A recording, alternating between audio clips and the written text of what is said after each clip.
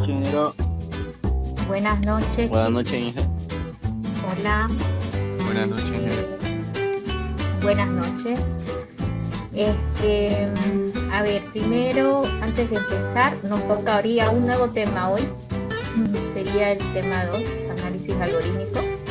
Primero quiero consultar si tienen alguna pregunta con respecto al tema 1, que nuestro examen se viene el próximo lunes, ¿verdad? ¿O cuándo es nuestro próximo examen? No tengo mi calendario, creo que es el lunes, si no me equivoco. Me acuerdo si Ingeniera, yo tengo una duda con respecto al práctico. En vectores hay dos ejercicios que te piden invertir. No sé si son diferentes o no los sé interpretar bien yo. Ah, ya, veamos. Revisaré un segundo, un minutito, lo comparto ahorita. Esas preguntas mejor si lo mandan al mensajero para que los vean más antes y ahorremos tiempo. ¿Listo? Vamos a ver. Práctico 1 fue, ¿verdad? Voy a empezar por acá un segundo.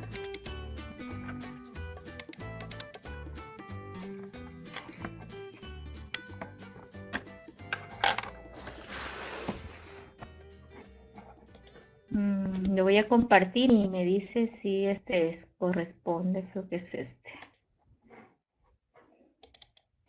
Es este, ¿cierto? Sí, en vectores. En Ahí vectores, dice, dado un vector, den elementos, invertirlo, ¿no? Pero te muestra una serie.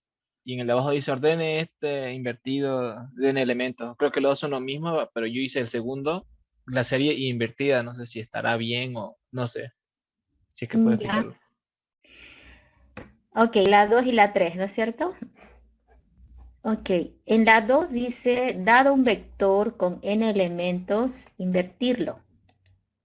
En realidad, fíjate que en la 2 no te está diciendo, ya bueno, es una serie, a ver, ¿cómo has conseguido la serie de esto? 9, 2, Por 2 más 1.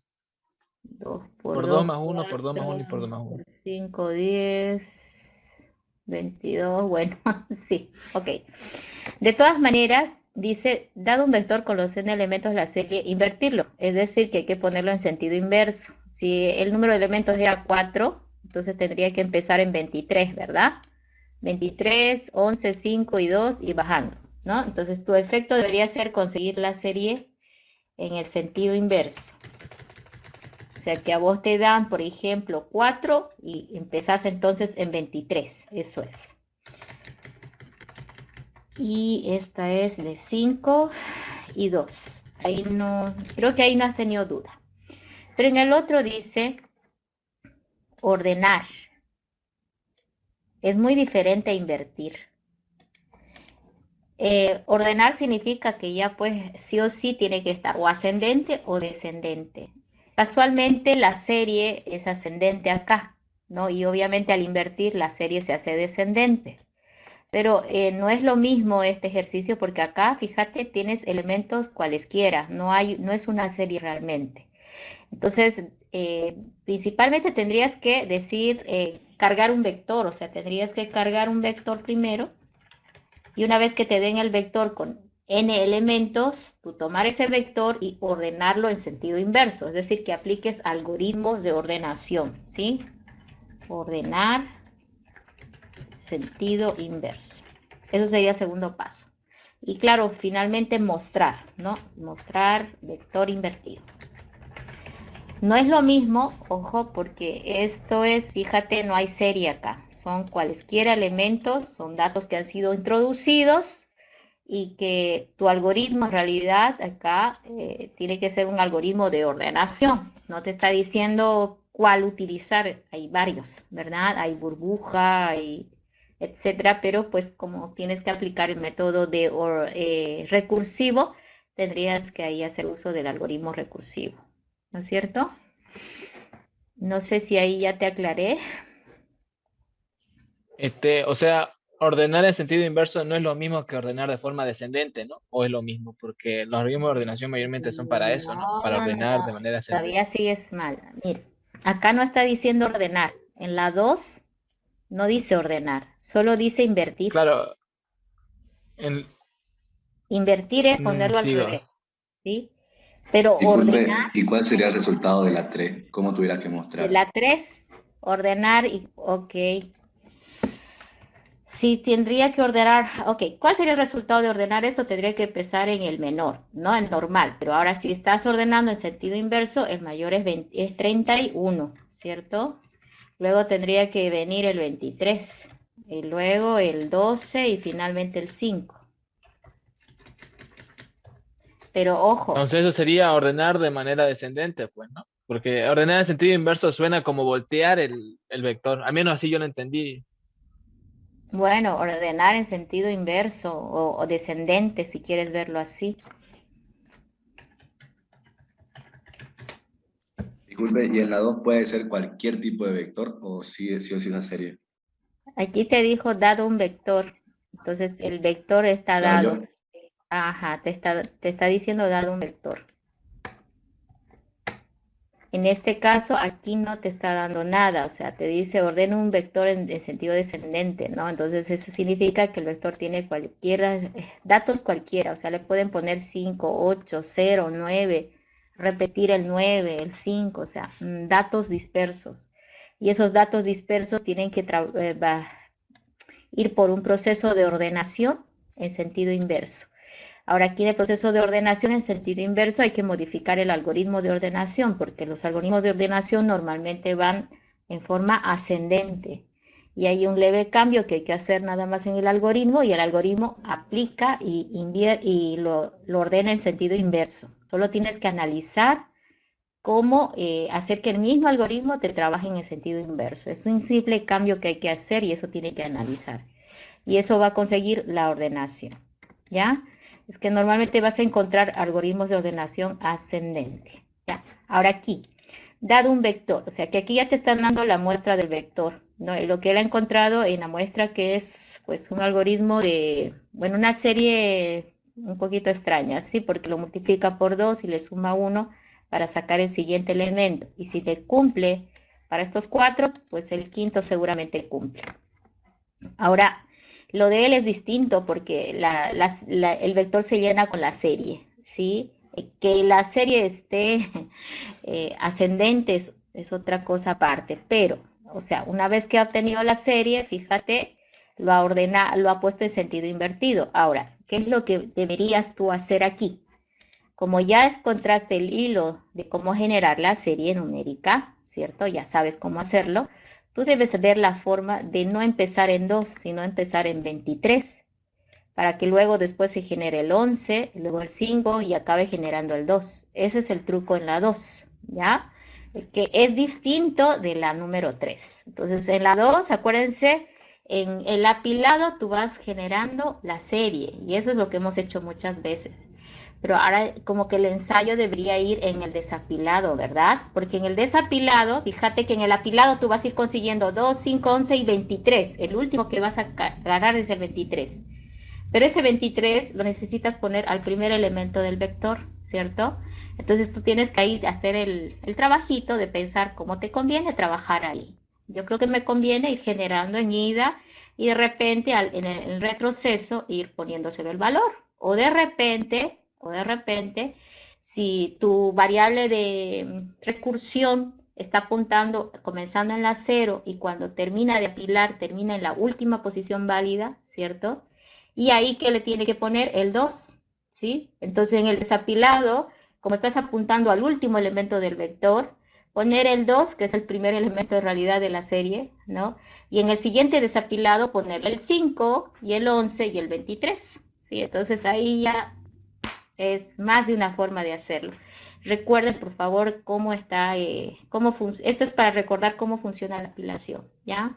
Entonces yo lo haría así. Avanzaría y al retornar le cargaría los valores para que se vayan poniendo con el valor que tienen que ser, pues no, al momento del desapilado, que es diferente a esto. Esto es un vector cualquiera, puede ser un vector de notas de estudiantes, etcétera, ¿no? Entonces lo que quiere es que prueben el algoritmo de ordenación, pero en forma descendente. ¿sí? Y esa es otra cosa. Entonces, en este otro, por ejemplo, yo haría 3 subalgoritmos, ¿no? Uno para cargar, tiene que ser obviamente el cargado recursivo, si es que vas a trabajar con un vector de programa. Ahora, si vas a trabajar con la grilla, pues directo la grilla lo carga, ¿no?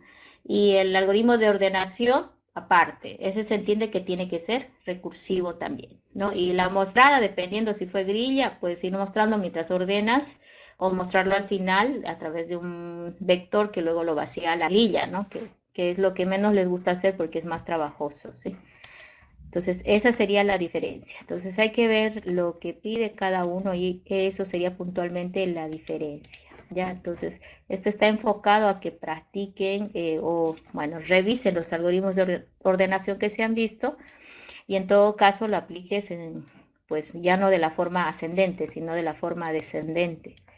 Y bueno, no les paso el dato, pero simplemente analiza el algoritmo y seguramente te vas a dar cuenta de las leves diferencias que tienes que, o sea, los leves cambios que debes hacer al algoritmo original para lograr el ordenado en forma descendente, ¿ya?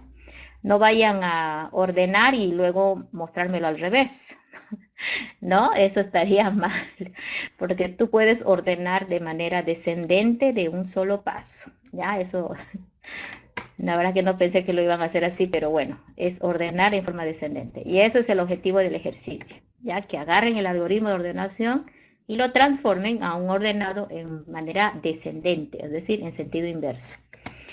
No sé si ya con eso te esclarecí. Sí, ingeniero, ya entendí. Un favorcito sería si es que puede hacer que la plataforma pueda yo cancelar lo que mandé y el que ya lo mandé ya en RAR y todo y quería editarlo, ¿no? Porque, bueno, No, ayer lo acabé. no se puede cancelar, te cuento. No puedo borrar nada. Y, y entonces, ¿cómo le haríamos? ¿Hago el algoritmo aparte y se lo mando por privado? Hoy ¿Por día qué lo creo que quieres? no. No se puede añadir entrega. No entiendo por qué quiere volver a mandar. Porque, o sea, ya mandé mi práctico, pero lo interpreté mal el ejercicio. Yo lo que hice en el 3 es que Ujú. carga un vector, pero de la última posición lo pone de primero y así, ¿no? O sea, invertí, como yo lo interpreté, ¿no? Lo invertí el vector, no lo puse en forma descendente. Ya la entendí.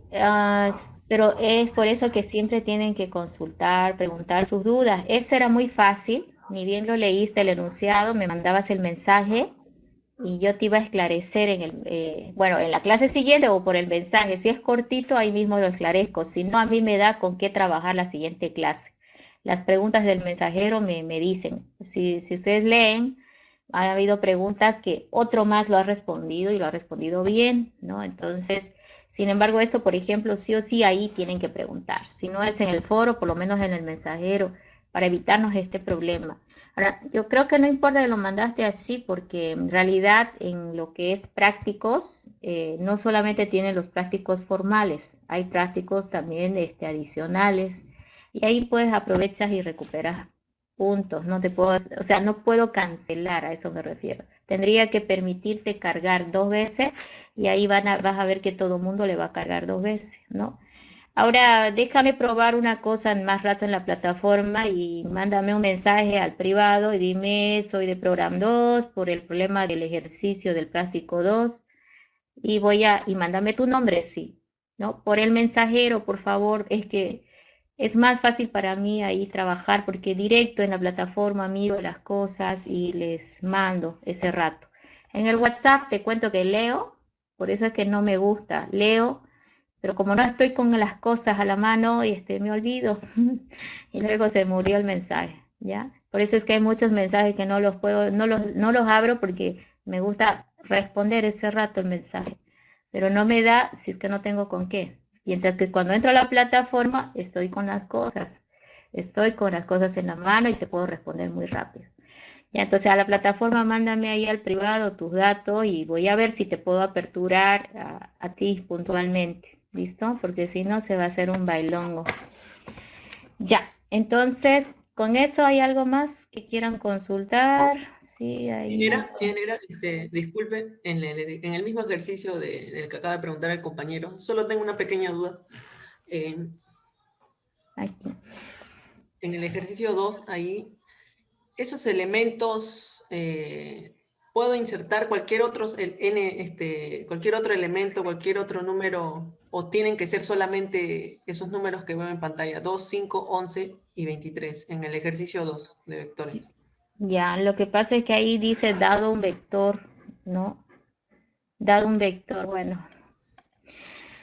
En realidad aquí el ejercicio es la inversión, sí, la inversión y un poco que practiquen la Ajá. serie numérica, ya, la serie numérica que normalmente conmigo la hicimos en forma ascendente, ¿cierto? Entonces aquí lo único que te está queriendo mostrar es que la serie la puedes generar en sentido inverso o descendente, ¿sí? Simplemente cambiando unas pequeñeces en la recursión. Entonces, por favor, enfóquense en los datos, porque dice dado un vector con los n elementos.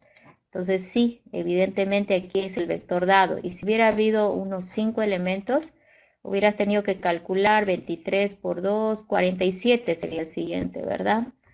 Entonces, eso sería en Ujú. el caso que fuera un n de 5. Ya, entonces Ah, ya, el entonces ejercicio, generar. sí, es que el ejercicio está tratando de que tú un poquito, a ver, no quiero decir esa palabra, pero te distraigas, tratando de mover las variables, ¿sí? Es que lo que clásicamente hemos visto es en ida, ¿no? Pero este quiere que ahora hagas unos movimientos para que te des cuenta que el mismo efecto puedes tener en reversa, ¿cierto? Entonces es por eso que Ujú. es importante que ustedes lo tomen así, ¿ya? Hazlo así como hizo tu compañero, así. Genero la serie y luego invierto, ¿no? Sí, Hay que hacer eso. concéntrate en generar la serie, pero yo les digo y les aseguro que al generar la serie tú puedes ya poner los elementos invertidos en la serie numérica. Ese es en realidad el ejercicio. Es que yo puedo cargar el vector con la serie y luego llamar a otro algoritmo y decir que lo invierta, que lo muestre al revés, ¿cierto? Pero yo lo que quisiera ver en este ejercicio, y en realidad lo que el ejercicio está buscando, es que tú, si bien recursivamente llames a la función que va a cargar el vector, en el desapilado te des cuenta que puedes generar el vector invertido, ya sea moviendo el valor de la variable, ¿sí? O ya sea moviendo el apuntador. Date cuenta cómo lo podrías hacer. Para mí está muy transparente porque en ida yo voy avanzando, ¿sí? Y el valor está en 2, no da un huevo, se quedó en 2 el valor, ¿cierto? Y cuando quiero desapilar, estoy pisando el último elemento del vector. Y al pisar el último elemento del vector, le pongo valor que está en 2. Y al siguiente desapilado, ese 2 de estar en 2 lo muevo a 5. ¿Cómo lo muevo? Porque lo multiplicas por 2 y le sumas 1. Y en el siguiente desapilado, agarras ese 5, lo multiplicas por 2 y le sumas 1 y vas a agarrar el 11. Y en el siguiente desapilado, vas a multiplicar el 11 por 2 y le vas a sumar 1. Y vas a conseguir ponerle el 23 en la posición 0, la primera del vector. Ese es en realidad el espíritu del ejercicio, ¿ya? Hazlo en el retorno de la recursión y ahí te va a salir muy fácil el algoritmo. Ya hicimos esto la clase anterior, si no me equivoco, me acuerdo de uno que tuve que usar la variable de por referencia, ese era el ejercicio. Sí, no, no sé si Sí, era el sí mismo, lo hicimos. sí, pero no era el Lo mismo, ¿no? hicimos, ¿Verdad? no era el mismo, no era la misma serie, pero sí era el concepto de descenderlo, sí.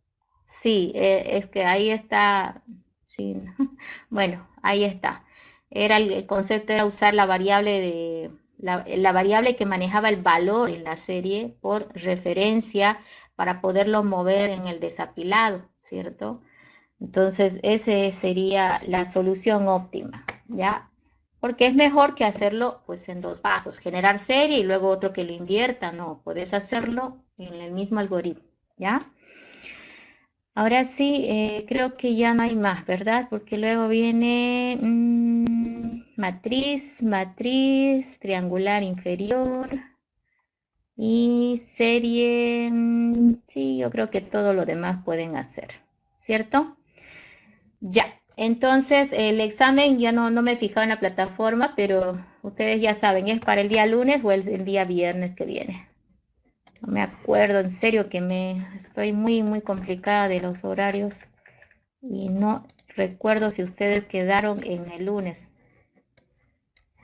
¿En qué quedamos el anterior viernes con ustedes? El examen los había puesto una semana más, si no me equivoco, pero no En la recuerdo. plataforma dice el lunes, ingeniera. Para este lunes, ¿cuánto? 6, 7, 7 de junio. Sí. Sí, a ver, Está bien, ingeniera. Sí. tanto les puse. Ya, lunes 7 de junio. Ese día es una pesadilla. Ya, entonces 7 de junio va a ser nuestro examen. Ya Willy ya les contactó, ¿verdad? El auxiliar de la materia. Sí, ¿no es cierto? Sí, sí, ingeniera. Sí, ingeniero. Ya. Entonces trabajen con él lo que son los ejercicios, seguramente que les va a ayudar mucho. Y ya el día lunes pues comenzamos. Lo que voy a hacer ahora, como ya hemos nivelado el avance de la materia, voy a ir empezando a desacelerar. Significa que vamos a trabajar ya menos tiempo en línea, ya menos largo, ¿sí? Entonces estoy viendo que nuestras sesiones sean más cortitas para que evitemos este tipo de tiempo que no se aprovecha, ¿ya?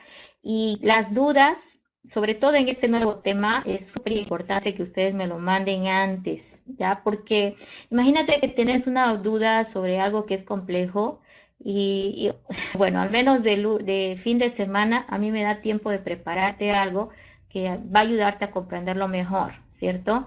Entonces me ayuda que lo hagan antes, porque el día en que estamos ya en la clase, de repente yo tengo que construir cómo tú entiendas lo que no has entendido. ¿Listo? Sobre todo en el tema de esta parte lo digo porque pareciera teórico el capítulo 2, ¿ya?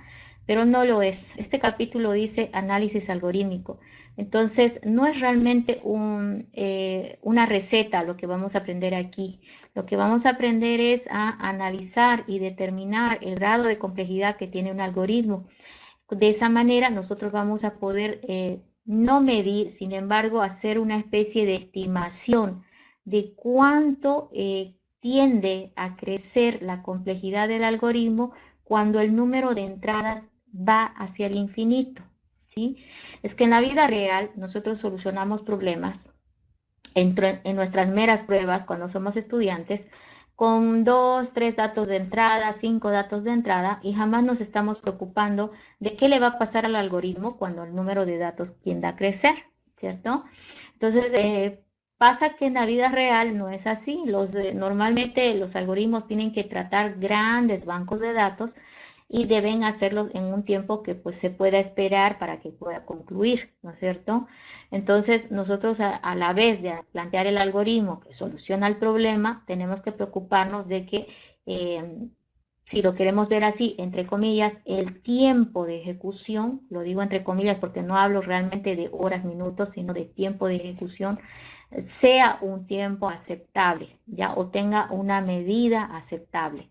Ahora, si hablamos de los algoritmos, ¿qué medidas pueden tener los algoritmos en general? ¿No? ¿Qué complejidades diríamos en realidad? Esa sería la palabra exacta. Diríamos que hay algoritmos lineales que son aceptables. ¿Por qué? Porque tienen un tiempo de ejecución aceptable que está en función al número de entradas. Lineal significa que si el número de entradas crece, el tiempo crece, o sea, es un crecimiento parejo, ambos a la vez, ¿no es cierto? Entonces, normalmente ese es uno de los mejores tiempos de ejecución, ¿no? En que los algoritmos nos pueden arrojar. Pero hay otros que son un poquito extraños, ¿no? Que cuando el número de entradas crece un poquito, ¿sí?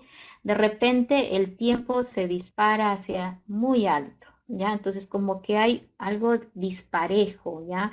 Entonces uno esperara decir, bueno, si en 4 entradas tardó 1 hora, en 8 que tarde 2 horas, ¿sí? Es lo que esperaríamos. Eso se llama lineal, ¿sí? Es un crecimiento parejo, lineal.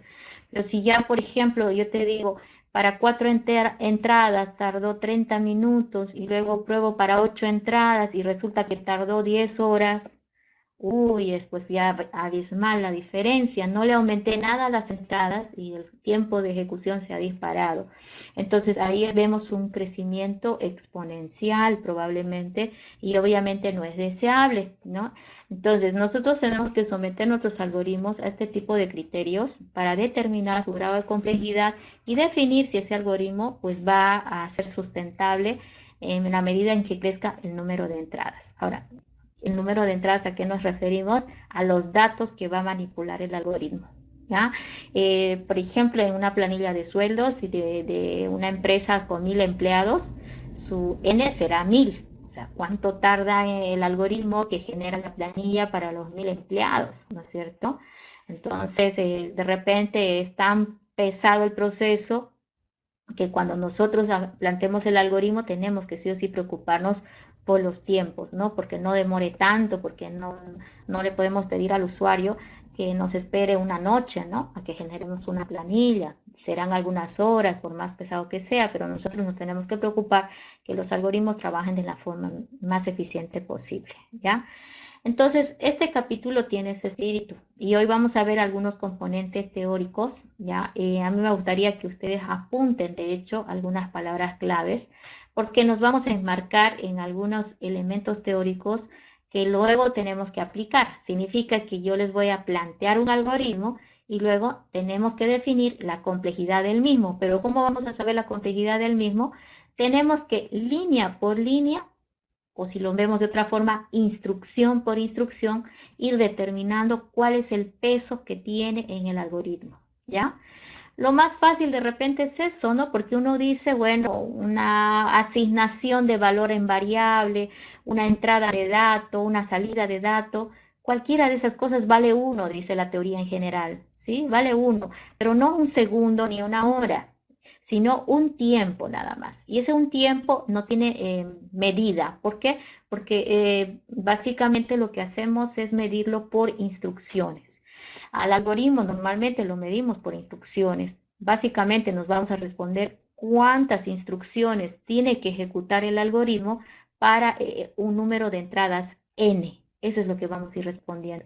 Entonces, en una primera etapa vamos a estar concentrados en definir el famoso TDN. El TDN es el tiempo de ejecución, que en el fondo es el número de instrucciones que el algoritmo va a ejecutar para lograr solucionar para n entradas, ¿ya? Y en función a ese TDN que estamos hablando, vamos a irnos al segundo paso, que es determinar la complejidad del algoritmo, que es la última etapa. Entonces son dos cosas las que tenemos que aprender y de repente el problema está en que a veces miramos al algoritmo y no sabemos cómo decir qué peso tiene la instrucción en el algoritmo. Entonces, a partir de aquí, ustedes tienen que ir como que apuntando cómo voy a medir una instrucción simple de entrada, salida, de asignación de variable. ¿Cómo voy a medir al sí condicional? ¿Se acuerdan? Las estructuras algorítmicas. Bueno, esas son analizadas por la forma que tienen de manera específica. Entonces yo les voy a dar los parámetros. Un sí condicional se analiza así, les voy a decir. Entonces ustedes tienen que anotar para irlo apropiando ya a su conocimiento, cosa que cuando yo les plantee algoritmos ya sepan cómo se lo mide. Lo mismo sucede con el mientras, ¿cierto? El ciclo repetitivo, el para, ¿sí? El repetir hasta que cada una de esas estructuras algorítmicas tiene su forma de medir. Ahora, no es lo mismo medir un sí condicional que medir un mientras, ¿sí? No es lo mismo. Entonces, aquí tenemos que aprender a ver cómo lo vamos a tomar a la hora de medir. Entonces, no es tan difícil, ¿sí? Ya básicamente, ¿qué tienes que saber medir? Instrucciones simples, entradas, cálculos de fórmulas, asignación de variables, salidas, a eso le vamos a llamar instrucciones simples. Número 2, estructura sí condicional, ¿sí? Ahí está. Por más que tenga variaciones, pero bueno, es la estructura sí condicional. Número 3, los ciclos repetitivos. Se los analiza de la misma manera, aunque tienen algo específicamente distinto, el mientras del for, pero de todas maneras se lo mide en el mismo contexto. ¿Por qué? Porque el mientras y el para repiten. Lo que tenemos que hacer es saber medir cómo se mide esa repetición, ¿ya? Entonces, eso es lo que hay que de repente anotar, porque es concepto teórico que luego tenemos que aplicar a la hora de ver al algoritmo y de medirlo, ¿ya? En esta parte vamos a analizar también algoritmos modulares, quiere decir que pues, son los clásicos que habían visto en programación 1, donde tenías ciclos repetitivos, el condicional, asignación de variables, etcétera. Y vamos a analizar también los algoritmos recursivos, ¿no? Que, bueno, gracias a que ya vimos la teoría de algoritmos recursivos, definitivamente cuando nos planteen uno, le podemos analizar y podemos determinar su grado de complejidad. Ya no nos cuesta más porque ya conocemos la naturaleza de comportamiento que tiene, ¿ya? Entonces, visto de ahí, desde ese punto de vista, empecemos. Las palabras clave, algoritmo, pues tiene que ser lo mismo, conjunto de pasos o instrucciones, ya en algún lenguaje formal, puede ser bajo la forma de pseudocódigo, ya, o puede ser bajo la forma de diagrama de flujo. De hecho, yo pudiera darles un diagrama de flujo y decirles, analicen la complejidad del algoritmo, se puede hacer eso también. Pero los algoritmos los vamos a leer nosotros en código de C++. ¿Sí? Yo lo voy a escribir en lenguaje C++, y pues definitivamente también podríamos haberlo hecho en pseudocódigo o bajo la forma de diagrama de flujo, ¿ya? Pero es porque en alguna forma tengo que yo mostrarles el algoritmo que hay que analizar. Se entiende que el análisis algoritmo, por si acaso, lo hacemos antes de implementarlo en un lenguaje de programación, ¿ya? ¿Por qué? Porque primero determinamos su complejidad y si pasa, ¿no? El tema de que es aceptable, ¿sí? Entonces, pues ya nomás lo llevamos a un lenguaje de programación, ¿ya? Pero en estas prácticas que van a ver, los algoritmos planteados están en código C++, en el práctico también están así, ¿ok? Bueno, entonces el análisis algoritmo también es otra palabra clave, está en el título del tema, ¿no? Pero básicamente, ¿qué es? Ingeniera, ¿qué está mostrando en su pantalla por si acaso? Ay, Por ahí no está poniendo lo mismo. vaya. Se quedaron con la Claudio. no importa, sí, solamente está lo que he comentado. Les voy a compartir esto de acá. Ok, leí básicamente lo que les he comentado, ¿sí? Entonces no se han perdido de mucho. Entonces, ¿cuál es la definición de análisis algorítmico? Observar el comportamiento de un algoritmo, fíjense, observar, pues tú tienes que observar ese algoritmo en su comportamiento, ¿ya? Y predecir la cantidad de recursos, puede ser tiempo, memoria o CPU, que el algoritmo requiere para cualquier entrada. Ese cualquier entrada se refiere el n que les decíamos. Normalmente pensamos que el número de entradas es un n, pero es tan grande que lo reflejamos con esa variable n directamente, ¿ya? Entonces, eso es lo que vamos a hacer. Vamos a observar el comportamiento del algoritmo y tratar de indicar la cantidad de recursos en tiempo. Nosotros nos vamos a basar en el factor tiempo que el algoritmo va a requerir para cualquier número de entradas, ¿ya? Ahora, ese factor tiempo no tiene medida, ¿sí? Nosotros le llamamos tiempo de ejecución en el sentido de el número de instrucciones que va a ejecutar el algoritmo, ¿sí? Pasa que nosotros el algoritmo, acuérdense, lo analizamos antes de llevar a un lenguaje de programación y antes que funcione una computadora. Entonces, lo que nosotros tratamos de hacer es medir el número de instrucciones, cosa que luego que decimos, por ejemplo, este algoritmo va a tardar 100 instrucciones, por darles un ejemplo, y luego decimos, bueno, si funciona en una i7 procesador tanto, calculamos, ¿verdad? ¿Cuánto va a tardar en ejecutar ese procesador para ese número de instrucciones? Pero al mismo tiempo de decir en una i7 va a tardar tanto, en una i3 tardaría otro tiempo distinto, supuestamente mucho mayor, en una Pentium mucho más todavía porque es más lenta. Y otro factor que le va a afectar a eso también puede ser el sistema operativo que tenga la computadora, ¿cierto? Entonces hay muchos factores que pueden influir en el tiempo de ejecución de un algoritmo, pero nosotros nos vamos a aislar de esos factores y lo vamos a analizar solamente como el número de instrucciones que el algoritmo tiene que ejecutar. Es decir, sin tomar en cuenta qué hardware y qué software va a estar a cargo de que el algoritmo funcione, ¿ya? Entonces, esa es la razón por la cual esto es una parte un poquito abstracta para algunos, porque no tiene que ver con llevar a la computadora y medir el tiempo con un reloj, ¿ya? No es eso. Entonces, se denomina complejidad algorítmica a la medida de eficiencia de un programa. Es básicamente eso en la vida real, es una medida de eficiencia. Por eso uno dice, bueno, ya tengo mi algoritmo, mi siguiente paso tiene que ser determinar su complejidad. ¿Por qué? Porque al determinar la complejidad estás indicando una medida de eficiencia del algoritmo. ¿Qué tan eficiente, qué tan rápido va a ser cuando el número de entradas tiende a crecer al infinito? Eso es lo que tratamos de determinar. Si tu algoritmo te arroja una complejidad demasiado elevada, tú vas a decir, no, hay que cambiar el algoritmo porque pues nadie va a querer usarlo, ¿cierto? ¿Qué significa que está elevada? Que tarda demasiado. Que si lo llevas de verdad a una computadora, probable que los resultados tarden tanto que nadie te va a esperar y por lo tanto tu algoritmo va a perder la carrera, ¿no es cierto? A eso me refiero. Ok. Bueno, entonces, pues definir a un algoritmo como una secuencia de pasos, ya una secuencia de instrucciones precisas que se están enfocando en la solución de algún problema, es bueno la definición de repente más simple, ¿ya? Recuerden que los algoritmos están caracterizados por su entrada, proceso y salida, y no necesariamente en ese orden, ¿no? Yo utilizo la estrategia de que cuando me toca analizar el algoritmo, primero miro la salida, ¿sí? ¿Qué es lo que quieren que mi algoritmo solucione? O sea, ¿qué salida, qué resultado quieren? Una vez que ya tengo determinado y claro este aspecto, me voy al proceso y me pregunto qué fórmulas, qué teorías sí, existen que me van a ayudar a lograr conseguir este resultado, ¿cierto? Entonces, eso es parte de lo que es el análisis que yo hago. Entonces, paso 1, paso 2. Y luego, cuando ya en el paso 2 determino qué fórmulas, etcétera, necesito, obviamente voy a poder identificar qué entradas necesita mi algoritmo para lograr concluir en la solución. Entonces lo hago en ese sentido, pero es una estrategia que yo hago, ¿no?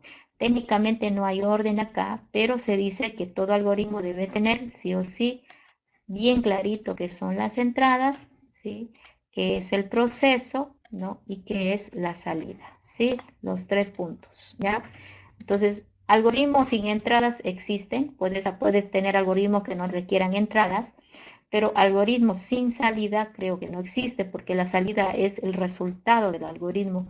¿Y para qué vas a construir un algoritmo que no emite resultados? ¿No? Esa sería una buena pregunta, ¿sí? Entonces, si entendemos estos conceptos bien claritos, ¿no? Nosotros no vamos a tener problemas al analizar los algoritmos. ¿Por qué? Porque vamos a poder pues determinar cuáles son estos elementos y de qué nos van a servir. Nos van a servir para poder estructurar, para poder llevar el análisis del mismo algoritmo que estamos trabajando de manera ordenada y organizada, ¿ya? Entonces, ese es el espíritu de poder reconocer esos componentes en el algoritmo. Ok, por otro lado, este pues es un ejemplo clásico que yo siempre digo. Cuando analicen un algoritmo, acuérdense pues de lo principal, ¿no? ¿Cuáles son sus características que tiene que tener el algoritmo? ¿Para qué voy a analizar un algoritmo que ya tiene el problema de que no tiene precisión? ¿Sí? Que le dijeron que solucione algo y lo que has planteado no es la solución exacta o precisa de lo que se pidió. Tiene que ser la solución al problema que se pidió. Tiene que ser preciso, ¿ya? Finito. Uy, este ha sido un problema en algún examen. Porque, bueno, por el que y Z motivo, justamente, bueno, en un examen se les planteó un ciclo repetitivo para analizar en un algoritmo y el ciclo era infinito. Y nadie se dio cuenta más que, creo que un estudiante se dio cuenta, que el ciclo era infinito. Y bueno, puntualmente viene y me preguntan, ¿no? Y yo le digo, tú tienes que anotar en el análisis lo que has encontrado. ¿Puedes determinar la complejidad de un algoritmo infinito? Y me, claro, no puedes. Es infinito en todo caso, ¿no? Porque ¿qué es el algoritmo infinito? Que nunca acaba, ¿cierto? No importa el número de entradas que tenía el algoritmo, ese algoritmo nunca acababa, era infinito. Entonces él tenía que eso mismo poner en el resultado del ejercicio. Pero el 99%, ¿qué hicieron? Como una receta aplicaron la teoría de análisis algorítmico y encontraron algo que era incierto. Otros no encontraron nada y otros no sé de dónde inventaron el resultado, ¿sí? Entonces, tenga mucho cuidado con ese tipo de temas, ¿no? El analizar no significa aplicar una receta. Significa que estás tomando en cuenta estos detalles, ¿no? Miras el algoritmo, tratas de identificar qué es lo que está haciendo el algoritmo. Ah, está calculando una serie, está calculando el área, no sé, qué es lo que está haciendo. Y por último, las dudas, las preguntas, ¿sí? Tener alguna idea de lo que está haciendo. Tal vez no exactamente, pero alguna idea, ¿sí? Luego el tema finito, revisar los ciclos. Los ciclos deben ser finitos. Si hay un ciclo infinito, de ya está el algoritmo cayendo, ¿sí? Tiene error que hay que, antes de analizar, lo tendría que corregir el programador o el diseñador del algoritmo, ¿sí? Que esté bien definido, que esté claro, pues, ¿no? Errores también que puedes encontrar en un algoritmo, instrucciones con variables raras, etcétera, bien definido, quiere decir que esté bien contextualizado, ¿cierto? Entonces hay que darle una mirada al algoritmo antes de analizar con la receta que les voy a dar, porque la receta que les voy a dar trabaja sobre el algoritmo bien planteado, pero se te puede dar en el examen, por ejemplo, un algoritmo con errores de planteamiento, de finito, de que no esté bien definido, tú lo tienes que detectar. ¿Por qué? Porque tu trabajo es analizar el algoritmo. Bueno, esto ya nada más para saber, ¿no? Las entradas pueden ser 0 o n, pero definitivamente, por favor, yo creo que no vale la pena analizar un algoritmo que le entra 0 entradas, ¿no es cierto? Porque se entiende que nosotros estamos analizando algoritmos donde el número de entradas tiende al infinito. Quiere decir que es tan grande que lo escribimos como un n, ¿ya? Ahora, ¿por qué? Porque el número de entradas va a afectar el número de instrucciones que el algoritmo tiene que hacer. No es lo mismo que un algoritmo trabaje con 5 empleados a que trabaje con 1 millón de empleados. ¿Sí? A eso se refiere el concepto de análisis algorítmico, ya cuando el número de entradas tiende a crecer al infinito. Un caso puntual, por ejemplo, de un ejercicio que estoy recordando, así como me acordé del infinito, así que hubo un caso, me estoy acordando de otro donde había un algoritmo puntualmente, donde el número de entradas era 5, ¿sí? El número de entradas era 5. Y en el algoritmo había un ciclo repetitivo que estaba justamente con ese constante de 5, ¿sí? Significaba que el ciclo iba a repetir 5 veces, ¿no? Bueno, entonces yo les dije, analicen, y otra vez el 99% lo analizó como ciclo repetitivo, porque vio un for, y el for decían ellos repite muchas veces, y dijeron, ah, no, este repite n veces, y determinaron ahí su complejidad rara, que también no sé a veces de dónde lo inventaron, y uno se dio cuenta que el ciclo repetitivo no decía n, decía de 1 a 5, ¿cierto? O sea que el ciclo repetitivo repetía 5 veces. Aunque la n hubiera sido 1 millón, la n que entraba era 1 millón porque el n existía, pero pues el for, el que repetía, no lo hacía por 1 millón de veces, lo hacía por un constante de 5. Entonces, ese detallito cambió completamente la complejidad del algoritmo. Si el for que estaba controlando el algoritmo decía con constante de 5, no es lo mismo que un ciclo for que va a trabajar con n, que puede ser 1 millón, 2 millones o 3 millones, ¿ya? Entonces, tome muy en cuenta cuando estamos viendo el n, que es los datos de entrada del algoritmo. Pueden ser constantes los valores, ¿sí? Los ciclos repetitivos, sobre todo, ahí son alerta, porque esos hacen que se repita muchas veces, ¿verdad? Si los ciclos repetitivos están controlados por variables constantes, entonces eso es muy diferente a analizar que si el ciclo repetitivo estuviera controlado por la variable n que tiende a infinito, ¿ya? Es muy diferente. Entonces, alerta en las repeticiones con el n y los datos de entrada, ¿ya? Y bueno, las salidas, normalmente esto no tenemos lío, pero pues los algoritmos normalmente alguna salida tienen que emitir, pero eso ya normalmente no nos afecta mucho en el tema del análisis, ¿no? Alertas, entonces, ¿en qué puntos? Vamos a ver dónde está mi lápiz. Alertas, por favor, cuando hablamos de finito, cuando hablamos de entradas, ¿sí? Hay dos alertas ahí que ustedes van a ver, seguro que va a salir ese tipo de ejercicio y van a ver que un alto porcentaje va a olvidar estas alertas y va a caer otra vez en ese tipo de errores, ¿no? De no recordar estas dos alertas, ¿ok? Ya lo veremos en su momento. Bueno, entonces ahora con ese dato, la gran pregunta dice, ¿no? ¿Qué es el diseño de un algoritmo? Resolver un problema mediante alguna técnica, dice, ¿no?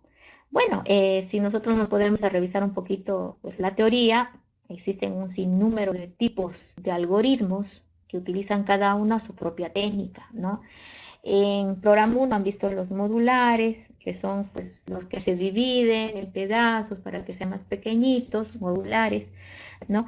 En el anterior el mes pasado conmigo vimos los recursivos, ¿cierto? Vieron una naturaleza diferente, aunque les cuento que a algunos les cuesta un poquito entender el proceso recursivo. Yo he tratado de que lo vean muy similar al proceso modular y que se den cuenta que además es una modificación del modular, el recursivo, ¿sí? Otros prefieren, cuando les plantean algoritmos recursivos, prefieren, abstraerse, ¿sí? Y decir, voy a suponer que funciona bien para los n-1 elementos, y solamente voy a hacerlo funcionar para los n, se abstraen. No me importa cómo, pero funciona hasta ahí, dicen, ¿no? Entonces, a veces el problema de tomarlo así, me parece, es que si yo te hago cambios connotación del problema, te va a costar también apropiar esos cambios en tu algoritmo donde no sabes cómo funciona, pero funciona, ¿ya? Entonces, pero bueno, cada uno va viendo ahí su estrategia. Hay un montón de otros tipos de algoritmos, pero en esta parte de análisis algorítmico puntualmente vamos a enfocarnos en los modulares y en los tipos recursivos. Los otros son más parecidos al uso de técnicas recursivas para el análisis. Ahora, definitivamente hay algoritmos que no se pueden analizar por técnicas como las que vamos a ver, porque de repente sus cantidades ya es complicado calcularlas o determinarlas de esa manera. Entonces, ¿qué es lo que yo quiero que entiendan en esta parte?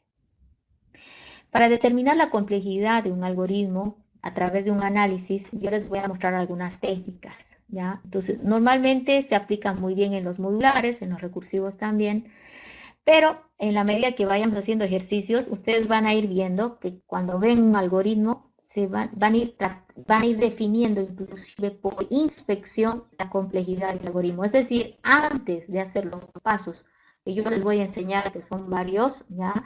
Ustedes con solo mirar el algoritmo y darle un barrido de qué estructuras está utilizando el algoritmo, si hay sí condicional, si hay mientras, etcétera, van a poder determinar por inspección qué complejidad tiene el algoritmo, ¿ya? Es que en la vida real se hace así. No hacemos este análisis de paso a paso de que este algoritmo arrojó un tiempo de ejecución exactamente de tanto. Normalmente no. Lo que hacemos es determinarlo por inspección. Pero ¿cómo hacemos la determinación por inspección? Es porque ya sabemos qué esperar de un algoritmo donde hay un ciclo repetitivo o donde hay 2 ciclos anidados o 3 ciclos anidados o donde está el si condicional presente. O sea, eso lo vamos ya aprendiendo en la medida que vamos haciendo los ejercicios, ¿ya? Eso se llama determinar por inspección. Con ver ya tú sabes aproximadamente cuál es la complejidad y básicamente eso a veces es más que suficiente para que tú digas voy a implementar este algoritmo porque sí está, sí tiene un grado de complejidad que es aceptable, ¿ya? Entonces, definitivamente hay otros algoritmos como los probabilísticos, ¿ya? Los voraces también, hay muchos de ellos que el grado de complejidad no se lo puede determinar, ¿sí? Se lo hacen por inspección, ¿ya? A eso me refiero, ¿ya? Entonces, lo que vamos a ver es unas técnicas nada más que nos ayudan a poder luego estructurar, ¿sí?, ese criterio que nos va a ayudar a determinar por inspección la complejidad del algoritmo. ¿Ok? Entonces, ¿qué pasos vamos a hacer?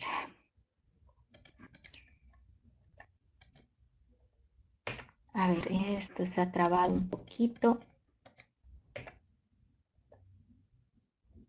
Bien. ¿Cuál es la base para analizar, para realizar los análisis algorítmicos? Ya, bueno, aquí dice conteo. Ahí está. Por eso es que a esta parte, yo no sé, no sé si está mal, pero yo escuchaba en los pasillos de la facultad cuando decían los estudiantes, tenemos examen de conteo, hay auxiliatura de conteo, decían, ¿sí? Entonces, bueno, no es tan acertado, pero realmente en la práctica sí.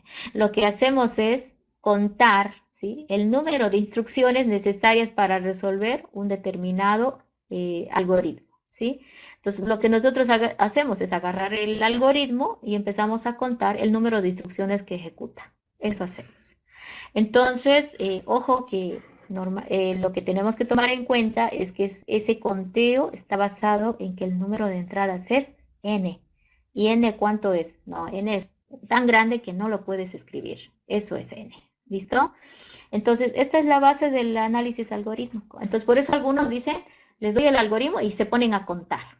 Y no ven que puede estar infinito, que puede haber ciclos constantes.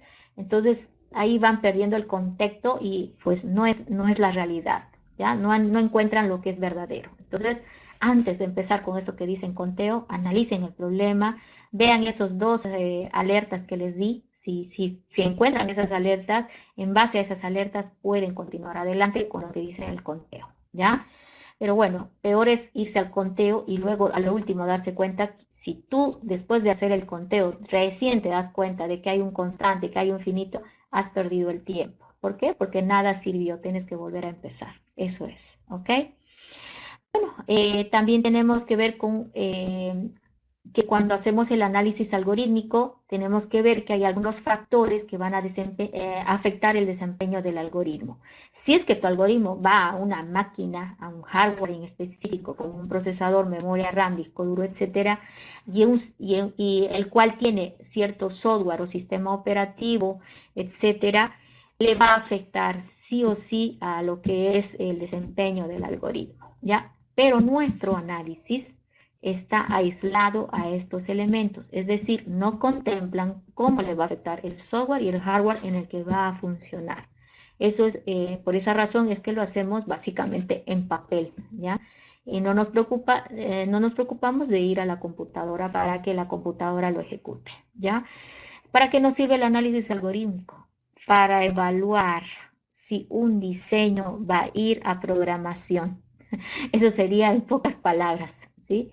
Para evaluar si el diseño que has planteado va a ir a programación, ¿ya? Por otro lado, puede también establecer una medida de calidad, ¿sí? Supongo que yo creo que si yo reclutara programadores, ¿no? Yo lo haría, ¿sí? Reclutar a programadores en el sentido de que tienen que competir para entrar a programar, les daría un problema, así como en los hackathons que hacían antes, ¿no? Esos que seguramente están extrañando, les daban, ¿no es cierto?, en la CAINCO, etcétera, ese tipo de problemas y les decían, bueno, creo que hasta días y días se quedaban ahí solucionando los problemas hasta que determinado jurado determinaba quién ganaba, ¿cierto? Pero yo si me voy a solo diseño de algoritmos, no solamente me interesa a mí, si soy un empleador, que funcionen, ¿no? Que funcionen está bien, pero a mí me gustaría que funcionen eficientemente, en el sentido de que pues, sean los más eficaces, veloces y rápidos. ¿Y quién me va a dar eso? La complejidad del algoritmo, ¿ya? Entonces yo pondría N programadores a crear sus algoritmos y luego le pasaría análisis. Y yo me quedaría con el que mejores tiempos de ejecución me arrojarían, ¿no? Según un análisis algorítmico, ¿ya? Entonces, para hacer una comparación, me sirve, ¿sí? Entonces, no tiene que ver complejidad con dificultades. Es que eso también es otro punto de error a veces en la percepción de qué es lo que estamos haciendo. Realmente no estamos midiendo qué tan difícil es nuestro problema que soluciona el algoritmo. Lo que estamos tratando de determinar es eh, cuánto es que el algoritmo va a tender a crecer en tiempo de ejecución cuando el número de entradas tiende a crecer al infinito. ¿Sí? Eso es lo que estamos tratando de determinar. ¿Sí? Tiene que ver más bien, dice, con rendimiento. Y de repente esa es la palabra clave. ¿Sí? Con rendimiento. Entonces sí es importante. ¿Ya? Sí es importante. Entonces, el análisis algorítmico lo logramos en dos pasos. El paso 1, ya lo hemos dicho, conteo. Paso 2, determinar la complejidad. ¿Sí? El conteo básicamente es lo que llamamos nosotros el tiempo, el running time, contador de frecuencias, el TDN. ¿No? En nuestros ejercicios decimos paso 1, hallar el TDN. Entonces nos ponemos a calcular el famoso running time. Pero no nos podemos solamente a calcularlo, tenemos que antes de empezar a hacer el cálculo del running time, determinar, ¿no? Bajo qué criterio lo vamos a analizar. ¿Eso qué significa? Vamos a analizarlo bajo el criterio del caso peor, del caso promedio y del caso mejor. Con uno de los criterios tenemos que analizar. Normalmente en la vida real no nos interesa ni el caso mejor ni el promedio. El que más nos interesa es el caso peor. ¿Pero qué es el caso peor? Dice. En el caso peor, es un criterio que trata de analizar el algoritmo para que ejecute el mayor número de instrucciones posibles. Significa que es como cuando el profesor de programación 1 te revisaba tu algoritmo y tú estabas feliz y contento porque decías que funcionaba, ¿no es cierto? Bien sonriente le presentabas y el profesor venía y te decía, no funciona. Y te decía, a ver, dale tal cosa y no funcionaba tu algoritmo, ¿verdad? Lo hacía caer a tu algoritmo con alguna prueba que le ideaba. Es algo muy parecido el caso peor. El caso peor, sin embargo, en el análisis es más simple. ¿Por qué? Porque nosotros pensamos que lo vamos a analizar tomando en cuenta que el número de entradas es tan grande que no lo podemos poner, o sea, que tiende a infinito, ¿ya? Entonces, en eso consiste el caso peor. Caso peor significa tratar de ver que el algoritmo tiene un número de entradas enorme y que se va a mover, fíjense, y que se va a mover en los lugares donde tiene que ejecutar el mayor número de instrucciones posibles. Eso es el caso peor. Entonces, ¿y cuál es el caso mejor? Bueno, es que va a ser que el algoritmo se mueva por los lugares donde tiene que ejecutar el menor número de instrucciones posibles. Y el caso promedio ni me preocupo porque bajo técnicas de análisis algorítmico podemos incluso sacar el caso promedio sacando la suma del peor más el mayor dividido entre el 2, o sea, sacando un promedio del peor y el mayor, ¿sí? Pero vamos a darnos un ejemplo. Mire, si yo les planteara algo como esto, ¿ok? Imagínense, normalmente es este, pues, ¿no? Ese rombo el que ocasiona caso peor, caso mayor, mejor, etcétera, ¿sí? Imagínense que tengo este rombo medio mal dibujadito, pero por acá en su lado de falso tiene una serie de instrucciones y aquí también una serie de instrucciones, pero acá como no me da para estar dibujando mucho, lo voy a escribir. Miren, por acá supongamos que tenés un for, ¿ya? Un for, imaginen, ese es un ciclo repetitivo, ¿ya? Y por este lado tenés una simple x igual a 1, ¿sí? Una simple asignación, ¿ya? Y bueno, está de más decir que por el lado de la derecha es lado de verdad y por el lado de la izquierda por defecto se piensa que es falso, ¿ok? Y obviamente en el rombo hay una pregunta o comparación, que a mí me gusta ponerlo así porque recuerden que ahí va la pregunta del algoritmo, ¿no? Y ahora yo les digo, en el caso peor, ¿por qué lado se va a ir tu análisis algoritmo? ¿Por la derecha o por la izquierda? ¿Por el falso o por verdadero? Tendría que ir tu análisis en el caso peor. ¿Quién me responde? Por el falso. por el falso, pues. Claro que sí. Porque el for va a ocasionar que repita una, dos o más veces, ¿sí?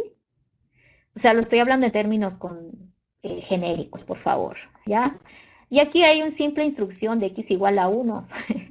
Entonces, básicamente en el caso peor, tienes que irte por el lado que más pesa el algoritmo, ¿sí? Por el lado más pesado. ¿Por qué? Porque interesa medir, ¿no? Cómo se va a comportar el algoritmo cuando tenga que ejecutar el mayor número de instrucciones posibles. Entonces, eso es lo que hay que hacer en nuestro análisis. Cuando analizamos el caso peor, nos vamos por el lado más pesado. Cuando analizamos el caso mejor, nos tenemos que ir por el lado más liviano, por el opuesto, ¿ya? Y bueno, el caso promedio normalmente se calcula en función a cálculos promedio entre caso mayor y caso peor, ¿sí? Peor y mejor, ¿sí? Un promedio. Pero lo que generalmente estilamos nosotros al calcular es el caso peor y en algunas ocasiones el caso mejor para ver si entienden el concepto de cómo sería. Pero lo que hicieron ahorita, ese ejercicio lo representa. Es así puntualmente lo que se hace. Entonces, ese es el running time. Mirar el algoritmo bajo alguno de estos criterios e ir contando cuántas instrucciones están en el camino, ¿sí? Y luego que el siguiente paso viene el 2, ¿sí? El segundo paso, que ya viene con la medida de la complejidad, orden o magnitud, ¿no? Y obviamente en el caso peor hablamos del símbolo o el big O la gran O, si es una O, el símbolo que representa el caso peor. En el caso promedio, Z, ¿sí? Yo le digo cita, pero bueno, es Z, ¿sí? El tiempo Z. Y en el caso mejor es omega, ¿sí? El símbolo que representa en el análisis algoritmo. Entonces, ya sea caso mejor, promedio o peor, cualquiera de ellos, ¿ya? La medida o el orden o magnitud que vayamos a encontrar, porque la vamos a encontrar a raíz del running time, vamos a poder encontrar el orden o magnitud, está siempre en función a n. ¿Y por qué está en función a n? Porque n, por contexto, tiene el número de entradas del algoritmo. Por eso está definida la magnitud en función a ese n justamente. ¿Ok? Y eso sería. Miren qué cortito. Esos dos pasos tenemos que hacer de aquí en adelante. Está más fácil que recursiones de repente esta parte. ¿Ya? Bueno, en el primer paso lo que yo tengo que mostrar es cómo ir obteniendo el running time. Les cuento que esto es un poco más moroso porque el otro, determinar la magnitud, es más fácil. Para determinar la magnitud, nosotros tenemos que basarnos en justamente el running time. Obtenido el running time, tú puedes determinar la magnitud de acuerdo a una tabla comparativa que te voy a pasar. Esa tabla comparativa vas a ver que la vas a lograr tener en memoria. Por ahora en tus apuntes lo vas a tener que poner porque hay que ir memorizando un poquito, ¿ya? Y no es complicado, pero muy fácil. Entonces, el running time es el conteo de las instrucciones para cierto tamaño de entrada, ¿ya? Y básicamente se basa en el empleo de algunas reglas asintóticas, ¿ya? Las reglas asintóticas, que las vamos a ver más adelante, son las que nos permiten determinar cómo vamos a hacer ese conteo. Pero aquí está un ejemplo simple de cómo se hace el conteo. Las instrucciones simples, y van a ver que en los ejercicios que voy resolviendo siempre lo tomo así, cada instrucción simple siempre para mí vale 1, ¿sí? 1, el constante de 1. ¿Por qué 1? Porque lo simplifico a 1, ¿sí? Lo que pasa es lo siguiente, mira, acá tenés una asignación simple, y igual a 2, x, supongamos que es eso. Entonces, pero es un cálculo de una fórmula, ¿sí? Algunos dicen 2 por x, hay un tiempo ahí, dice. Luego de haber calculado 2 por x, tiene que eso ponerle a la variable y. Ah, entonces son 2 tiempos, dicen. Entonces ellos dicen 2, vale 2. Y yo digo no, simplifico y vale 1, porque es instrucción simple. Entonces, más adelante, cuando les vaya mostrando cómo es que trabaja, van a darse cuenta por qué digo que un 2 vale un 1. Es que las constantes, definitivamente sin pena, le puedes simplificar a 1. ¿Por qué? Porque no van a afectar a la magnitud de la complejidad del algoritmo. No afectan las constantes, ¿sí? Por más que tu constante sea 1.000.000, no le va a afectar. Por eso es que yo desde aquí simplifico el trabajo y digo cualquier instrucción simple vale 1 para mí. ¿Y cuáles son las instrucciones simples en algoritmia? Asignación de variables, cálculo de fórmulas, entradas, salidas. Esos 4 elementos principalmente son instrucciones simples. ¿Ok? Entonces, a partir de ahora, la regla conmigo es que cualquier instrucción simple vale 1. ¿Ya? Entonces, entradas, salidas, cálculos de fórmulas, asignaciones de variables, cualquiera de esas vale 1, sin pena. ¿Ya? Ahora, si vos prefieres contarlo todo y decir que en vez de 1, en este caso puntual de esta línea, por ejemplo, que vale 2, ningún problema. No va a haber diferencia en el resultado. Simplemente que yo estoy usando constante de 1 genérico y tú estás poniendo el constante que tiene exacto el conteo. Pero eso no es necesario tomarlo en cuenta aquí. ¿Ya? Yo lo dejo como 1. Acá dice un show message. Es una salida 1 directamente. ¿Ok? Entonces, ese es el concepto más básico para hacer la medida del conteo, del famoso running time. Aquí lo que me quiere mostrar es que este algoritmo, pedazo de algoritmo, tenía 2 líneas, cada línea valía 1, miren, 1, 1. Por lo tanto, si este fuera un algoritmo, yo diría que su TDN, ese es el símbolo del running time, su TDN es 1 más 1 igual a 2, ¿sí? Ahora, comentarles que también luego para ir a la magnitud, también se va a reducir a 1. Pero bueno, eso es otra historia en el siguiente paso. Por ahora, el running time que he medido es de 2, ¿ya? Bien, entonces, cuando hablamos de complejidad, no solamente hay de tiempo, que es la que estoy utilizando yo, ¿sí? También hay lo que es la espacial, con respecto al uso de memoria, ¿ya? Y pues en realidad las reglas que vamos a ir viendo están todas enfocadas a lo que es la complejidad de tiempo o temporal, ¿ya? Entonces no estamos viendo esta otra, que es la espacial, que está relacionado con el uso de memoria, etcétera, ¿ya? Entonces, normalmente cuando medimos la complejidad, debemos cubrir, dice, 3 aspectos, 3 criterios, ¿no? Ok, no hacemos exactamente los 3 criterios en cada análisis que hacemos. Cuando a mí me piden analizar un algoritmo, me pueden decir, analice el caso peor, analice el caso mejor o analice el caso promedio, ¿ya? Entonces, lo que normalmente yo les pido es analizar el caso peor, porque nos interesa, ¿no?, la magnitud del algoritmo cuando tenga que ejecutar el mayor número de instrucciones posible, ¿sí? Eso es lo que más importa. ¿Para qué voy a probar un algoritmo que resuelve el problema para 3 pasos si yo necesito más bien saber cómo se va a comportar el algoritmo cuando el número de entradas sea, por ejemplo, 1.000.000, ¿cierto? Entonces, tomen en cuenta que es diferente, ¿ya? Entonces, normalmente el peor caso es lo que se pide y lo que se usa en la vida real. Ahora, el caso mejor es analizable, se puede, vamos a hacer algunos ejemplos de ello, pero para mí es, como dicen, no sé, la utilidad es muy pobre, ¿sí? Muy poca utilidad nos da el análisis del caso mejor en un algoritmo. Normalmente, entonces, lo que van a hacer ustedes es el caso peor, ¿ya? ¿Por qué? Porque ese sí tiene un contexto de decisión, de comparación, de decir, este algoritmo es mejor que este otro, ¿cierto? O este algoritmo no va a ir, este otro sí, ¿ok? Ese es el contexto, ¿ok? Bien, bien, bien. Entonces, habíamos dicho que para lograr este famoso running time, el conteo que hemos visto que pareciera que nada más decir la línea 1 vale 1, la línea 2, 2, va a ser en función a lo que es la notación asintótica, ¿sí? Entonces, se le llama notación asintótica a las relaciones conocidas como que vienen de la notación de Bechman-Landau, ¿ya? Entonces, son usadas básicamente para describir el tiempo de ejecución del algoritmo. Entonces, lo que yo ahorita les voy a mostrar son una serie de reglas que vamos a ir utilizando, que viene justamente de esta anotación que viene de Bachmann-Landau, ¿ok? Que nos van a permitir determinar el running time del algoritmo, ¿ya?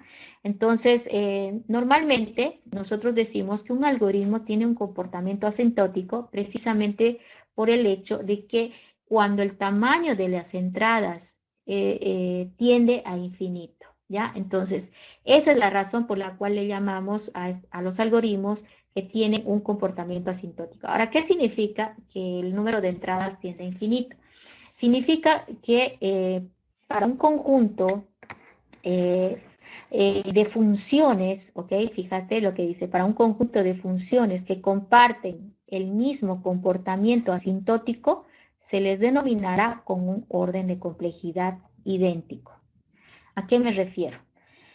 Si nosotros pudiéramos graficar el comportamiento de un algoritmo, lo tuviéramos que hacer en un eje coordenado, donde se entiende que en uno de los ejes va a ir, vamos a poner el n, ¿sí? Acá le vamos a poner el n, y por acá le vamos a poner el tiempo, ¿sí? El eje coordenado lo haría en función a esos dos elementos, ¿no? El n, que es el número de entradas, y t del tiempo.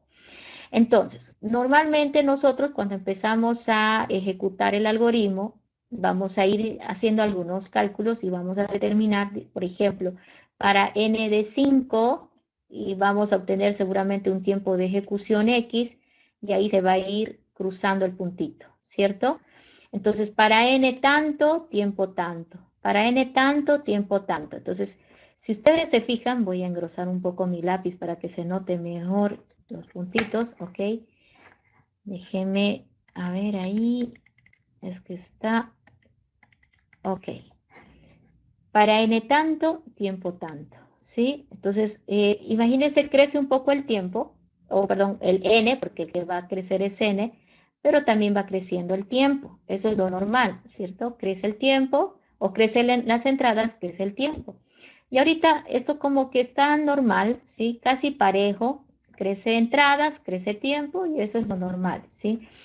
Pero a veces puede ser que te encuentres con algo como esto, ¿sí? A ver, voy a ponerle un color bien, a ver, el rojo.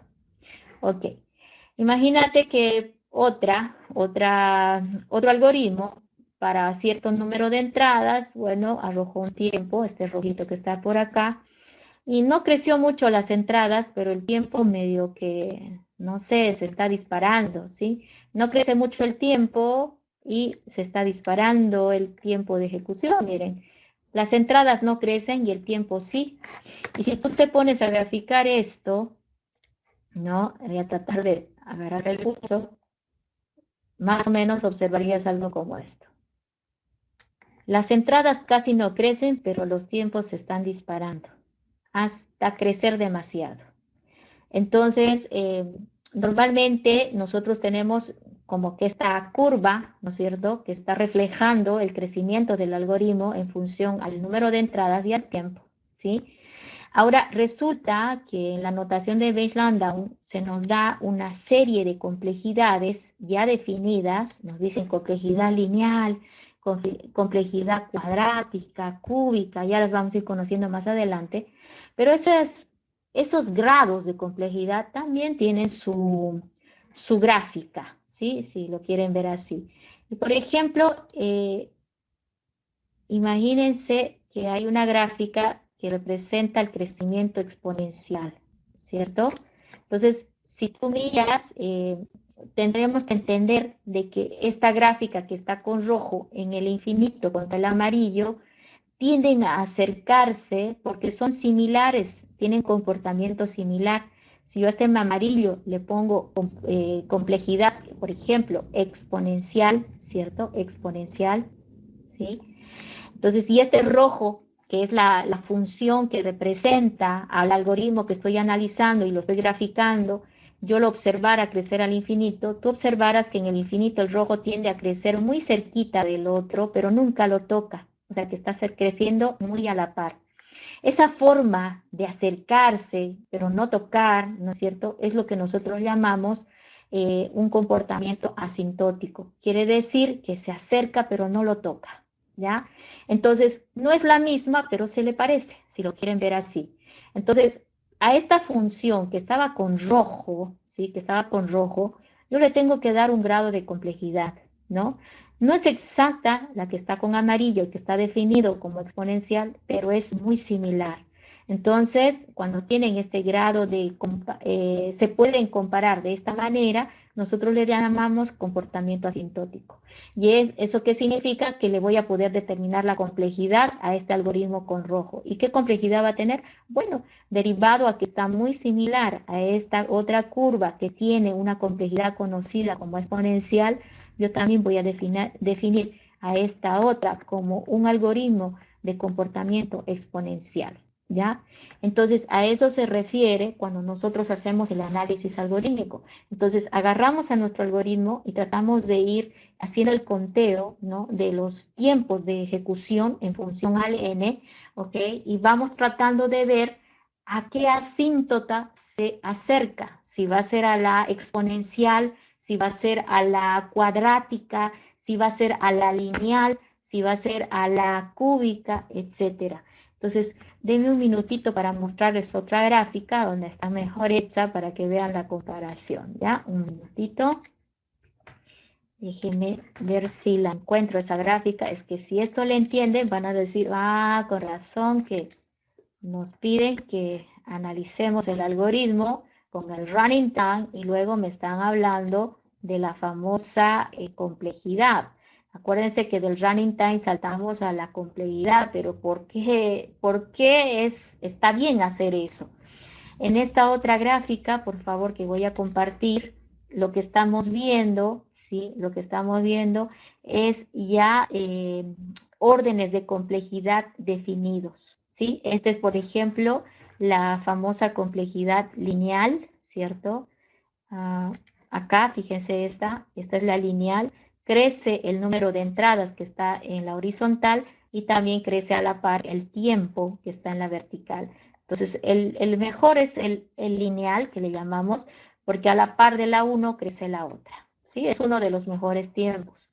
Ahora, la otra que yo hice hace un momentito era esta curva, ¿cierto?, que le llamé yo exponencial porque las entradas no crecían mucho, pero el tiempo se disparaba para el infinito.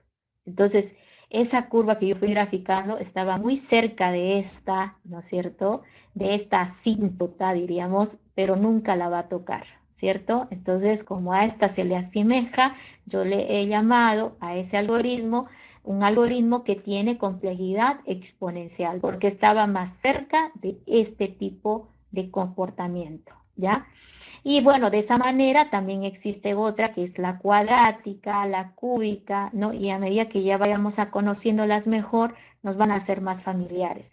Yo por ahora les he puesto la peor de todas, que es la exponencial de repente, y decirles de que si les toca un algoritmo cuya complejidad es exponencial, es mejor que cambien de algoritmo, porque este algoritmo que está cayendo en esta categoría es un algoritmo llamado intratable. Quiere decir que con las computadoras de hoy en día, con la tecnología que traen, esos algoritmos no son llevables a estas computadoras. Es decir, que darían tanto tiempo en solucionar los problemas que nadie va a usar tu algoritmo.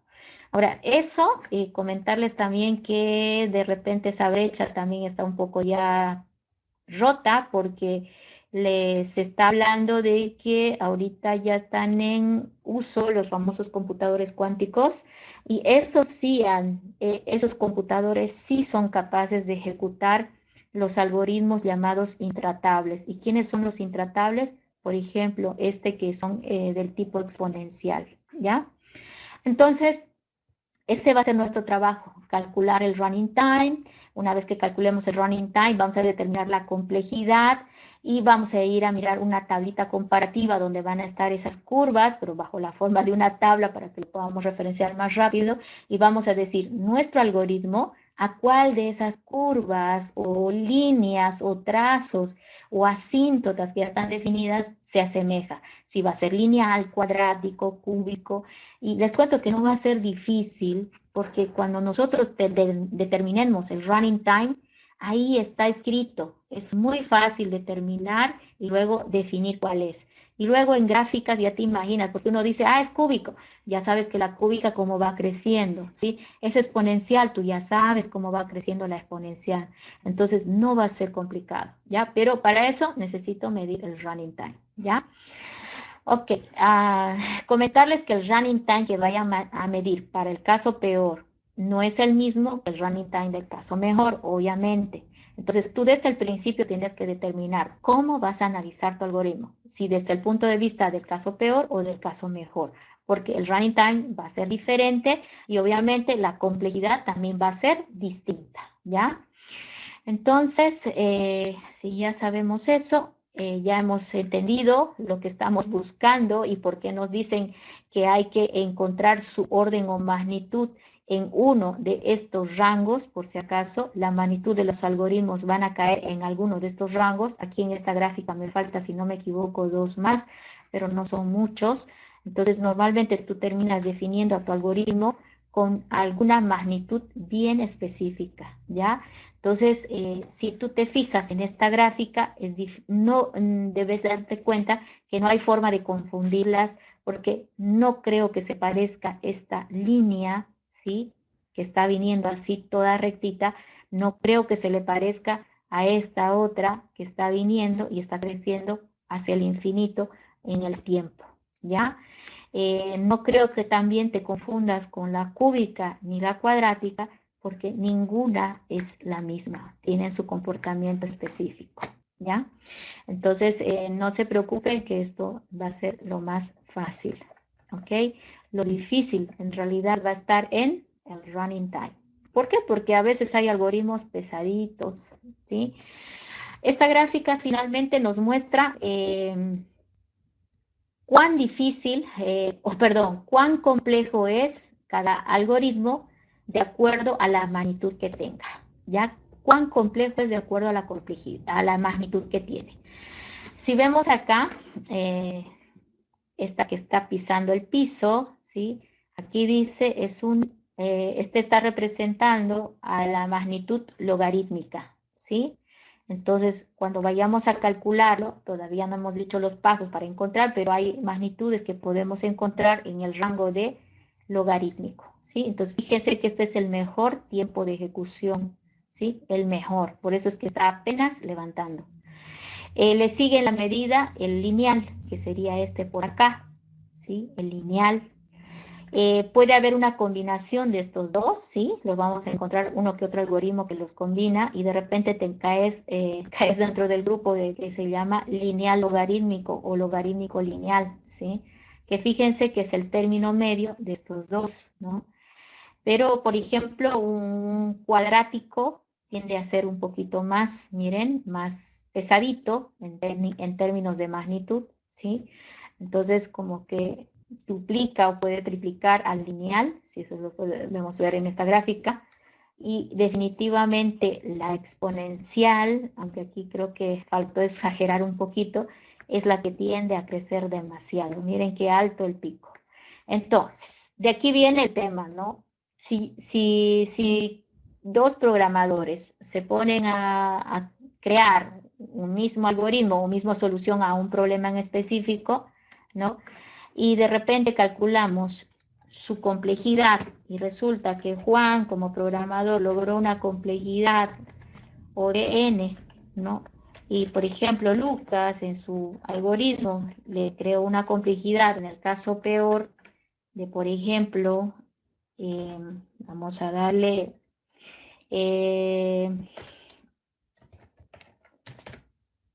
lineal logarítmica, ¿no?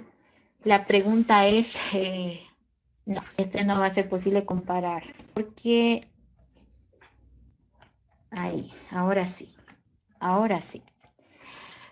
La pregunta es, ¿cuál de las complejidades me conviene a mí llevar a un programa? Se supone que debe ser el que mejor tiempo de ejecución arroje. Ahora, ¿cuál de los dos arroja mejor tiempo de ejecución? ¿Qué me dice? ¿Cuál es mejor en tiempo de ejecución? ¿O de n cuadrado o n log de n? Logarítmico. logarítmico lineal, diríamos, porque está multiplicado por n, es logarítmico lineal. Esa es la diferencia entre el logarítmico. El logarítmico es este, ¿sí? Pero el logarítmico lineal está multiplicado por n. Entonces, básicamente Lucas gana el concurso, ¿no? Porque un logarítmico lineal significa menor tiempo de ejecución que un n cuadrado. Este n cuadrado es cuadrático. Si lo ves en la gráfica, el cuadrático es este y el logarítmico lineal es este, ¿no? Entonces, ahí en la gráfica te puedes dar cuenta la comparación que se está haciendo. Son estos dos que he marcado con verde, ¿sí? Entonces, definitivamente Lucas ganó, ¿ya? Aunque el tiempo que arrojó Juan no es malo, cuadrático está bien, es aceptable, es un tiempo bueno también. Pero Lucas le ganó, ha debido haber hecho algo en el algoritmo que ha hecho que haga más rápido las cosas. Por eso tiene una magnitud, una medida de magnitud mucho mejor en cuanto a tiempos de ejecución, ¿ya? Entonces, definitivamente Lucas es el que se lleva el premio, ¿ok? Bien, entonces, más o menos con eso ya podemos irnos a la tablita comparativa, que con eso quiero terminar hoy. Sé que faltan las reglas, ¿no? Alguien me está diciendo, ¿dónde están las reglas? ¿Cómo voy a medir? Yo no tengo idea, ¿sí? Bueno, faltan las reglas, pero antes de irnos a las reglas, por favor, este cuadrito que les voy a mostrar, necesito que se lo copien, ¿sí? Se lo copien para la siguiente clase. Ahí está. O sacanle una fotito o luego lo sacan de la plataforma, pero este cuadrito tiene que quedar en la memoria, ¿ya? Vemos que estos son los órdenes de complejidad que podemos encontrar. Fíjense que todo está en función a O, ¿sí? ¿Por qué? Porque O es normalmente en el caso peor, que es lo que se analiza, pero también estos órdenes representan también al caso mejor en caso que analizaras en el caso mejor, ¿ya? Simplemente se le cambia por omega, eso es lo que quiero decir. Ahora, fíjense, si hablamos de lo mejor que le puede pasar a un algoritmo, obviamente este está empezando en orden ascendente, ¿sí? El mejor algoritmo, bueno, el algoritmo menos pesado, si lo queremos ver así, es el que está de primeras. Este está creciendo hasta llegar al algoritmo cuyo orden de complejidad está más alto, ¿ya? Entonces, yo en los ejemplos les había hablado del logarítmico y del lineal, pero había habido uno más, ¿no? Que es raro, pero es el algoritmo cuya complejidad es constante, ¿sí? Es raro en el sentido de que es raro el algoritmo que te arroja esta complejidad. Normalmente van de algo logarítmico para adelante, ¿ya? Pero hay uno que es constante, que obviamente muy pocos algoritmos lo tienen, ¿sí? El otro es el logarítmico, el otro es el lineal. Logarítmico lineal, ¿sí? Este otro viene de la combinación de estos dos, ¿ya? Viene otro que es el polinómico, pero yo prefiero llamarles, en vez de polinómico, cuadrático y cúbico, ¿no? Entonces, de orden de cuadrático o cúbico, ¿ya? Y bueno, viene el exponencial. Normalmente el exponencial es el que viene bajo la forma de 2. A ver, lo escribiré, creo que es mejor, ¿no? Aquí al ladito para que lo vean en su símbolo. El logaritmo viene como ln de n, normalmente como neperiano, por si acaso, ¿sí? Porque cuando hagas análisis algorítmico, no te hagas problema del tema de neperiano. En realidad, la base del logaritmo es el que te convenga, ¿sí? Si necesitas logaritmo de base 10 para trabajar, trabaja en base 10. Normalmente usamos el neperiano, sin embargo. Ahora, ¿por qué no hay diferencia entre usar de una u otra base? Porque para convertir de neperiano a base 10 o cualquier otra base, hay que multiplicar por algún constante, ¿verdad? En el proceso de conversión. Entonces, ese constante se deprecia en análisis algorítmico. Eso lo vamos a ver un poquito en los ejercicios también. Entonces, el logarítmico es, más o menos se representa de esta forma. El lineal es el O de n, ¿sí? Estoy escribiéndolo porque son un poco distintas algunas de las sintaxis. Ahí está, n. El logarítmico lineal, ¿sí? Ese va n log de n o ln de n, ¿sí? Tienes que leerlo así, n ln de n, ¿ok? Luego viene el polinómico, y aquí es donde tengo una discrepancia, porque en el polinómico está el cuadrático, quiere decir n cuadrado, o puede estar el n cubo, ¿sí? El cúbico, o n a la 3, a la 4, a la 5, por eso le llama polinómico para generalizar, ¿sí? Pero aquí definitivamente entran, en ese grupo entran el cuadrático, el cúbico, etcétera, ¿no? Qué mal está la referencia. Creo que voy a corregir este cuadrito, pero no me gusta mucho cómo está puesto. ¿Sí? Se esconden y no tengo mucha claridad. Bueno, luego viene el exponencial también, ¿sí? El exponencial, ese viene bajo la forma de 2, ¿sí? 2 elevado a la n, ¿no? El exponencial, ¿sí?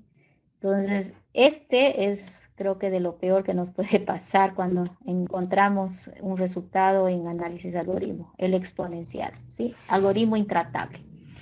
De ahí para adelante, el factorial, miren, aquí está ya mejor representado, n factorial y combinatorio, este es el combinatorio de NMM, ya no los vamos a ver esos tipos de complejidad, porque normalmente está asociado a algoritmos que no vamos a estar viendo en esta parte.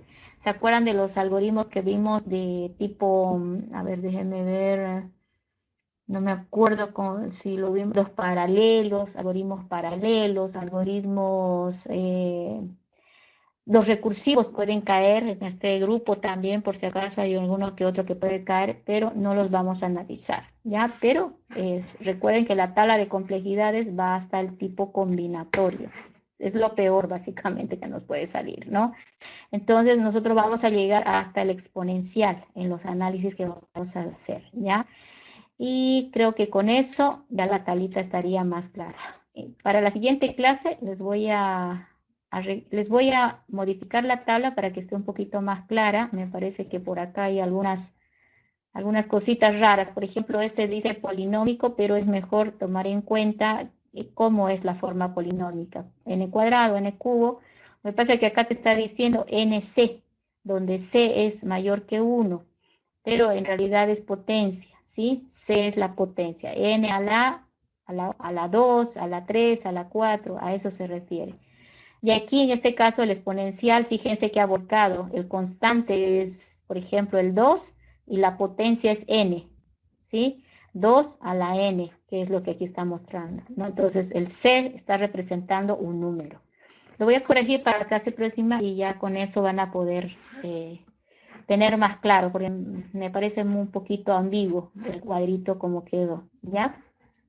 Bueno, hasta aquí quedamos hoy. ¿Tiene alguien alguna pregunta, alguna duda? Entonces, chicos, el viernes nos vemos. Si tienen alguna pregunta, mandan al mensajero. Si es muy complicado, nos vemos el viernes, lo explico, aunque no creo que sea así, porque ya hemos visto casi todo el tema de recursiones, ¿ya? Y el día lunes volvemos otra vez a pisar esta parte, ¿ya? Es importante que después del examen se den un tiempito y empiecen a hacer el resumen de las reglas que vamos a ir pasando. Este cuadrito lo voy a actualizar y luego se lo voy a pasar en la plataforma, lo voy a poner porque es bien importante que esté a la vista. Sí, lo voy a poner bien visible para que de una vez lo vayan memorizando. ¿Ok? Lo único que voy a corregir es la simbología, no me gustó cómo está este lado, entonces la voy a arreglar. ¿Listo? Ya, entonces nos vemos el día lunes. Hasta luego, chicos, pasen buenas noches. Hasta luego, ingeniera. Hasta luego, Ingeniera, que pase buenas noches. Igual ustedes, por favor, sáquense 100 en el examen, ya. No me gusta que saquen menos. Hasta luego. Póngala fácil, Inge. No, siempre es fácil, chicos. Solamente prepárense. ¿Ya? Nos vemos. Chao. Inge, el práctico es hasta este viernes, ¿no? Sí, ¿no? Hasta el 4 dicen. Hasta el lunes, creo, ¿no? Está ampliado por la ampliación del día del examen. No me acuerdo la ampliación. Hasta el domingo, pues. Sí, está ampliado. Así que pueden seguirlo todavía. ¿Ya? Ingeniera, ¿ya no puede sufrir más ampliación en la fecha del práctico? ¿Y cuándo la voy a revisar? Pues? Ese es el problema. A ver, no hay tiempo. Cuando haya tiempo. Claro. Ya chicos, nos vemos el lunes. Hasta luego. Lo ingeniera. Para que esté fácil el examen. Ya, ojalá. Tengo de Delphi. Quiere ver curso siempre, dije. Sí. Inge, quiero le ver llevamos cómo comida, sigue. Elaine. Ya, pues. Ok, nos vemos. Chao, chao. Hasta luego, buenas noches. Saludos, mira.